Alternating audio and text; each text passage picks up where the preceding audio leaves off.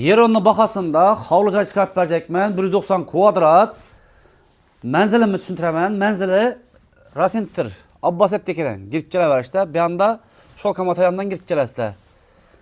Berimiz ishni aldiramiz. Kanalizatsiyasi sentralniy shunday maqi? Ha, shunday yana egasan ma'qullab qo'ydi. Endi biz tashkiyat parasida beraber ozgina bir travetni urib bersangizlar bildiradi to'g'ri.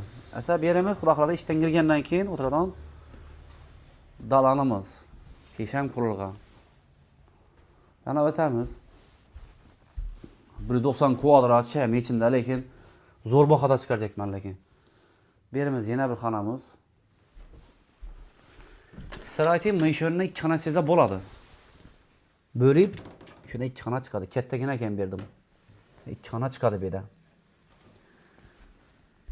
Bu yerda bir ozgina bir mehr kerak o'tiribdi pul bilan. Beramiz oshxonamiz. Oshxonamiz ham kattagina. Bog'ini ko'rsaman, bog'im miau. Yine bog'i. Bog'ina qaranglar. Bu yerda xudo xolasa ertang bir ebenni ekib bersangizlar gul yana nima deydi? Tapchan qo'yib o'tasangizlar bo'ladi. Ishqilib shunday gaplar aytsam.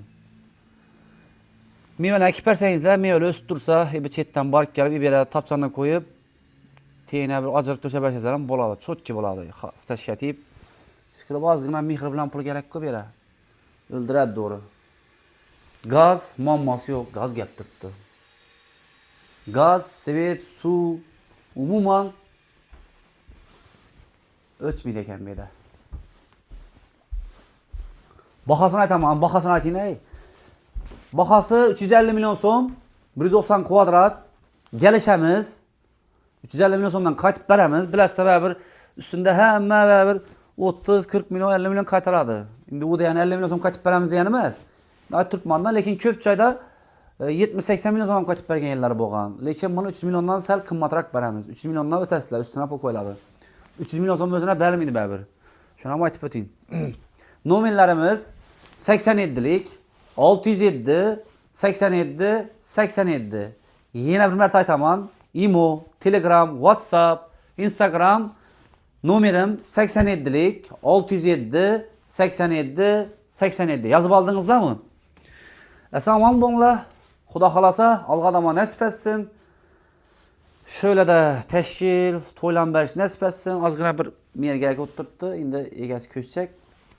Ozgina motat parasa shuningdek bir moz joy bo'ladi. Yana Temboli bu yerda kattagina yo'lning usti bu. Rasenter bozorining yanında Abbas Eptekandan girib kelasizlar. Shuning gaplar. O'shalarni ozgina tashkil etib bersangizlar. Sog' bo'linglar, salomat bo'linglar. Joylaringiz alg'anama nasib etsin. Aman bo'linglar. Xalqim, xalqim. Fakat sizlar shunday arzon joylarni chiqarib beraman. Arqam bo'lavinglar. Aman bo'linglar.